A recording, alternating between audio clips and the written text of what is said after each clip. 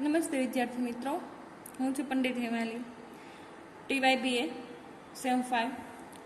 તો એની અંદર આપણે પહેલો પ્રશ્ન પૂરો કર્યો. બીજો પ્રશ્ન જોઈએ, ભાષાની વિવિધ બોલીઓ અને માન્ય ભાષા વચ્ચેનો સંબંધ. તો ભાષા છે અને બોલી છે, એમાં શું ફેર છે એનું જોઈએ. આપણે જોઈએ છીએ કે આપણી ભાષાઓ અલગ અલગ છે. હિન્દી છે, ગુજરાતી છે, અંગ્રેજી છે, સંસ્કૃત છે, મરાઠી છે, ઉર્દુ છે. તો એવી અલગ અલગ ભાષા છે. પણ હવે બોલી, તો બોલી કોને કહીશું અને માન્ય ભાષા કે જે ભાષા છે કોને કહીશું, એના વિશે આપણે જોઈએ.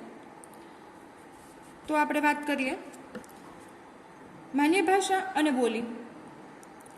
ભાષા શાસ્ત્રની દ્રષ્ટિએ ભાષા અને બોલી બંને શબ્દ પર્યાયવાચક છે. એક રીતે જોઈએ તો ભાષા અને બોલી છે એ બંને પર્યાયવાચક એટલે એકબીજાના પર્યાય છે. ત્યારે આ શબ્દનો ભાષાશાસ્ત્રી જ્યારે ઉપયોગ કરે છે ત્યારે તેની આંખો સામે ભાષા સમાજના વાગભેદોની પ્રકૃતિ, એના ભેદોનું પ્રમાણ હોય છે. સામાન્ય વપરાશમાં આ શબ્દ પોતાનું આગવું સ્થાન છે. બોલીને હલકી, કઠંગી અને ભાષાને ઉચ્ચ સંસ્કાર અને શાસ્ત્રીય ગણવામાં આવે છે. તો બોલી છે એને લોકો ગમે તેવા તુચ્છકાર શબ્દથી અથવા તુચ્છ શબ્દથી બોલી શકે છે, પણ ભાષા છે એનો કોઈ તુચ્છ શબ્દ હોતો નથી. ભાષા સમાજ એટલે કે માનવ વ્યવહારના સાધન તરીકે વપરાતી સામાન્ય ભાષા એક હોય તેવી વસ્તી. ભાષા સમાજના દરેક સ્થળે જુદી જુદી ભાષા સાંભળવાની, શબ્દ ઉચ્ચારવાની વગેરે જુદા જુદા હોય છે. તો ભાષાની વાત કરીએ તો ભાષા છે એ દરેક સમાજની પણ અલગ અલગ હોય છે. કોઈ સમાજમાં કોઈ શબ્દને આ રીતે ઉપયોગ થતો હોય છે. તો આપણામાં કહેવત છે ને કે બહાર ગાવે બોલી બદલે. તો જેમ આપણું વતન છે એ બદલાતું જાય, આપણું ગામ છે બદલાતું જાય, એટલે ત્યાં પણ ભાષા છે બદલાતી જાય. આપણે જોઈએ તો સૌરાષ્ટ્ર, કચ્છ, દક્ષિણ ગુજરાત, પશ્ચિમ ગુજરાત, આ બધા વિસ્તારો છે એ અલગ અલગ છે. તો ભાષા પણ એની અલગ અલગ થશે. આપણે આગળના પોઈન્ટમાં એ પણ ભણીશું. દક્ષિણ ગુજરાતની બોલી કેવી છે, પટણી બોલી કેવી છે, સૌરાષ્ટ્રી બોલી કેવી છે, એ બધી આપણે અલગ અલગ રીતે જોઈશું. તો આ ભાષા છે, જેમ સમાજ બદલાય એમ ભાષા પણ પોતાનું સ્થાન છે બદલાય છે. દાખલા તરીકે બારૈયા, સોરઠી, વાઘરી વગેરે કોમના લોકો જે ગુજરાતી ભાષા બોલે છે તે વિશિષ્ટ પ્રકારની અને જુદી તરી આવે છે. તો કે છે કે જ્યારે આ બારૈયા, સોરઠી આ બધા જે લોકો છે એ પોતાની ભાષા બોલે છે તો એ પણ અલગ રીતે તરી આવે છે, કેમ કે એના કોમમાં અલગ ભાષા બોલાતી હોય એટલે એ પણ થોડી અલગ તરી આવે છે. આમ બોલી કરતાં માન્ય ભાષા ઉચ્ચ છે. એના મતે ભાષા એ સમાજમાં પ્રવર્તક વાણી હોય છે. આ ટેકો આપતા કહે છે કે માન્ય ભાષા એ રાજધાની, સત્તા કેન્દ્ર, ધર્મ, સંસ્કૃતિ અથવા વેપારનું કેન્દ્ર હોય તેવા સ્થળની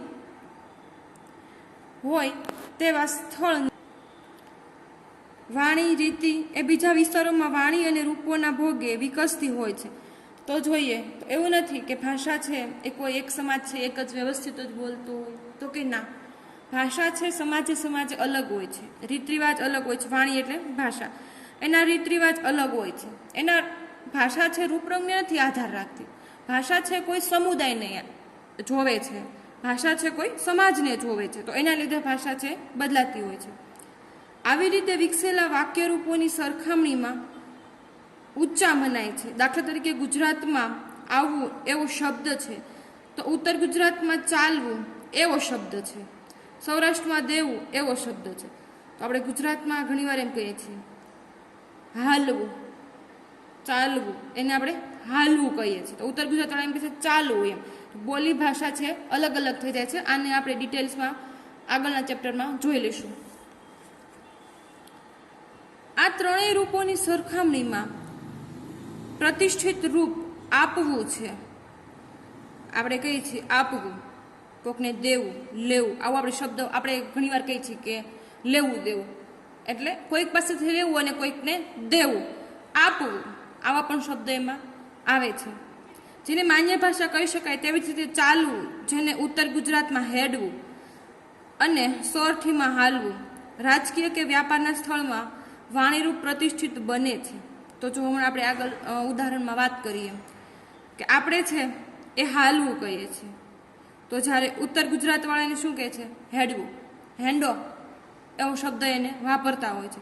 જે સૌરાષ્ટ્રી બોલીવાળા શું કહે છે? હાલવું. અને એનો સાચો ઉચ્ચારણ એટલે કે માન્ય ભાષાની રીતે એનો સાચો ઉચ્ચારણ છે શું થાય છે? ચાલવું. હેન્ડવું, હાલવું એવા શબ્દો છે એ તો આપણી બોલીની રીતે આપણે એને વાપરીએ છીએ. બાકી એનો સાચો શબ્દ તો શું છે? તો કે ચાલવું. આ રીતે આસપાસની બોલીઓ પર કોઈ એક બોલી કાબુ જમાવે છે.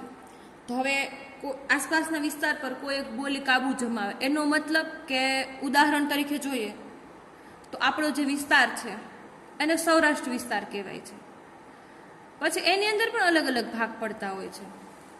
પછી એક બાજુ જઈએ તો ભાલનો વિસ્તાર શરૂ થઈ જાય છે. તો ભાલની ભાષા પણ થોડીક અલગ તરી આવે છે વિસ્તાર કેનો? સૌરાષ્ટ્રનો. પણ ભાલ શરૂ થઈ જાય એટલે ત્યાં છે એ પણ ભાષા બદલાતે. આપણે બેન કહીએ તો ભાલમાં બોન એવો શબ્દ વપરાય છે. તો ત્યાં પણ ભાષા જુદી પડી. વિસ્તાર બદલાનો એટલે શું થયું? બોલી જુદી પડી. તો એવી જ રીતે એમ કે કોઈ પણ પ્રદેશ છે એ ત્યાંનો હક જમાવે છે, ભાષા ઉપર હક જમાવે છે. ભાષાના રૂપોની આ પ્રક્રિયા કોઈ પણ ભાષા સમાજના હંમેશા ચાલુ જ હોય છે અને એના લીધે જ ભાષકોના મનમાં ઊંચા નીચાનો ખ્યાલ ઊભો થાય છે. તો કે છે કે આજે અલગ અલગ ભાષા શાસ્ત્રીઓ છે એ બધી જગ્યાએ જાય છે, ફરે છે અને જોવે છે. પછી એને ખબર પડે છે કે ભાષા શાસ્ત્રીઓ પોતપોતાની વ્યાખ્યા પ્રમાણે અલગ અલગ આપે છે. BKB વ્યાસના મતે બોલી એ એવા સમુદાયની વાણી છે જે પરસ્પરને સહેલાઈથી અને સંપૂર્ણ રીતે સમજી શકે છે. એક માટનો પ્રશ્ન છે. BKB વ્યાસના મતે ભાષાનો અર્થ સમજાવો, બોલીનો અર્થ સમજાવો, આવી રીતે આમ પૂછી શકે. પણ એમણે અત્યારે બોલીનો અર્થ સમજાવ્યો છે. તો આ BKB વ્યાસ છે એ એવું કહે છે કે કોઈ એવો સમુદાય છે જે વાણી છે અને તે પરસ્પર સહેલાઈથી અને સંપૂર્ણ રીતે સમજી શકે છે. હવે જો આપણે સૌરાષ્ટ્રમાં એકબીજા સાથે વાત કરતા હોય તો આપણી બોલી છે એને સમજી શકે છે. પછી આપણે બીજા વિસ્તારમાં જઈએ તો આપણી ભાષા અને તેની ભાષા છે અલગ થઈ જાય અને બોલીના શબ્દ પણ અલગ થઈ જાય.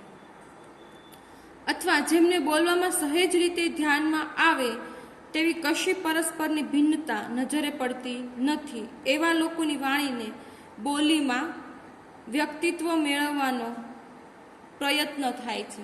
તો જે લોકો ભાષાને બોલે છે અને બીજા લોકોની ભાષા સમજી શકે અથવા એના બોલીના જે આવતા શબ્દ છે એ પણ સમજી શકે. હવે તમને સમજાણું હશે કે ભાષા અને બોલી છે બંને અલગ અલગ છે. જ્યારે આપણે આ ઉદાહરણ જોયું હાલવું અને ચાલવું એના ઉપર તમને ખબર પડી ગઈ હશે. ચાલવું છે એ એક માન્ય ભાષાનો શબ્દ છે અને હાલવું છે એ આપણી બોલી છે. તો આવા ઘણા બધા શબ્દો છે એ પણ આપણે આગળ જોઈ લઈશું. જ્યારે ભાષામાં સામાજિક વ્યવહારના વિશાળતા હોય છે. ભાષા અને બોલી વચ્ચેનો ભેદ એ છે કે ભાષા સમગ્ર પ્રદેશની શિષ્ટજનોની અને સાહિત્યની લેખન ભાષા છે, જ્યારે એ પ્રદેશના અંગભૂત ઉત્તર પ્રદેશમાં લોકોની રોજિંદા વ્યવહાર અને વાતચીતની સંપત્તિ જેવા તળપદા શબ્દોથી